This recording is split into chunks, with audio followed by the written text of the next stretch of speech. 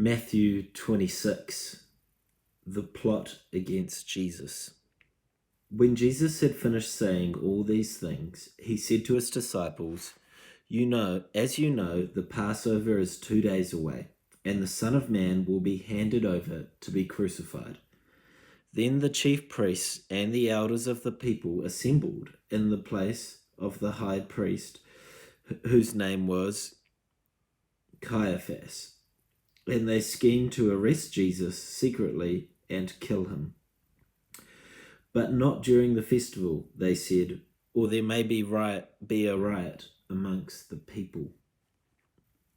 Jesus anointed at Bethany. While Jesus was at Bethany in the home of Simon the leper, a woman came to him with an alabaster jar of a very expensive perfume, which she poured on his head as he was reclining on the table. When the disciples saw this, they were indignant. "Why this waste?" they asked. "This perfume could have been sold at a high price and the money given to the poor." Aware of this, Jesus said to them, "Why are you bothering this woman? She has done a beautiful thing to me. The poor you will always have with you, but you will not always have me. When she poured the perfume on my body, she did it to prepare me for the burial. Truly I tell you, wherever this gospel is preached throughout the world, what she has done will also be told in memory of her." Judas agrees to betray Jesus. Then one of the 12, the one called Judas Iscariot, went to the chief priests and asked, "What are you willing to give me if I deliver him to you?" So they counted out for him 30 pieces of silver. From then on, Judas watched for an opportunity to hand him over. The Last Supper. On the first day of the festival of unleavened bread, the disciples came to Jesus and asked, "Where do you want us to make preparations for you to eat the Passover?" He replied, "Go into the city to a certain man and tell him, 'The teacher says my appointed time is near.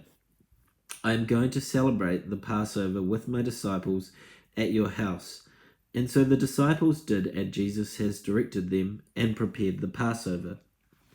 When evening came, Jesus was reclining on the table with the 12, and while they were eating, he said, "Truly I tell you, one of you will betray me." Then they were very sad and began to say to him one after the other, "Surely you do not mean me, Lord." Jesus replied, "The one who has dipped his hand into the bowl with me will betray me. The Son of Man will go just as it is written about him, but woe to that man who betrays the Son of Man. It would be better for him to not have been born." Then Judas, the one who would betray him, said, "Surely you don't mean me, Rabbi." Jesus answered, "You have said so." While they were eating, Jesus took bread, and when he had given thanks, he broke it and gave it to his disciples, saying, "Take and eat. This is my body." Then he took a cup, and when he had given thanks, he gave to them, saying, "Drink from it, all of you. This is my blood of the covenant, which is poured out for many for forgiveness of sins. Truly I tell you, I will not drink from the fruit of the vine from now on until the day when I drink it with you in my Father's kingdom."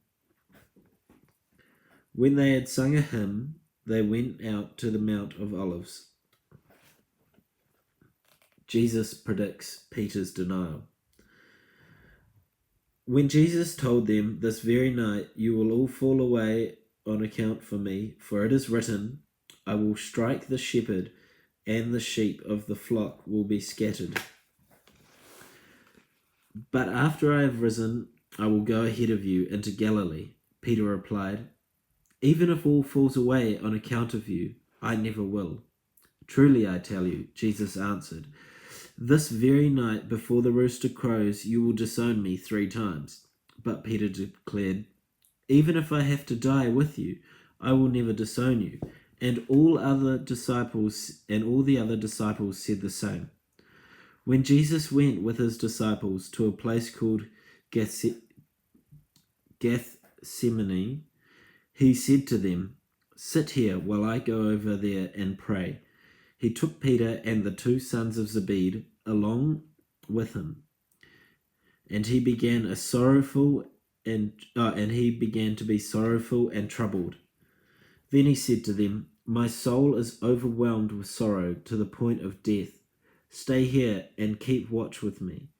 Going a little farther, he fell with his face to the ground and prayed, my Father, if it is possible, may this cup be taken from me, yet not as I will, but as you will. Then he returned to his disciples and found them sleeping. Couldn't you men keep watch for me for 1 hour? He asked Peter. Watch and pray so that you will not fall into temptation. The spirit is willing, but the flesh is weak. He went away a second time and prayed, my Father, if it is not possible for this cup to be taken away unless I drink it, may your will be done. When he came back again, he found them sleeping. Because their eyes were heavy, so he left them, and he went away once more and prayed a 3rd time, saying the same thing. When he returned to the disciples and said to them, are you still sleeping and resting? Look, the hour has come. The Son of Man is delivered into the hands of the sinners. Rise, let us go. Here comes my betrayer. Jesus arrested. While he was still sleeping, Judas, one of the 12, arrived. With him was a large crowd armed with swords and clubs, sent from the chief priests and the elders of the people. Now the betrayer had arranged a signal with them. The one I kiss is the man. Arrest him. Going at once to Jesus, Judas said, greetings, Rabbi, and kissed him. Jesus replied, do what you came for, friend.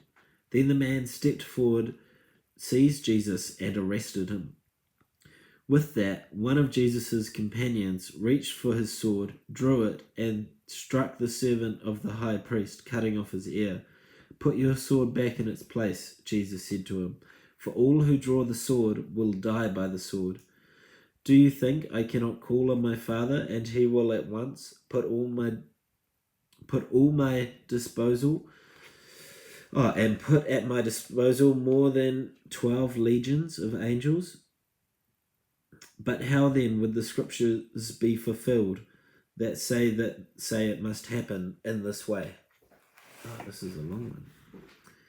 In that hour, Jesus said to the crowd, am I leading a rebellion? You have come out with swords and clubs to capture me. Every day I sat in the temple courts teaching, and you did not arrest me.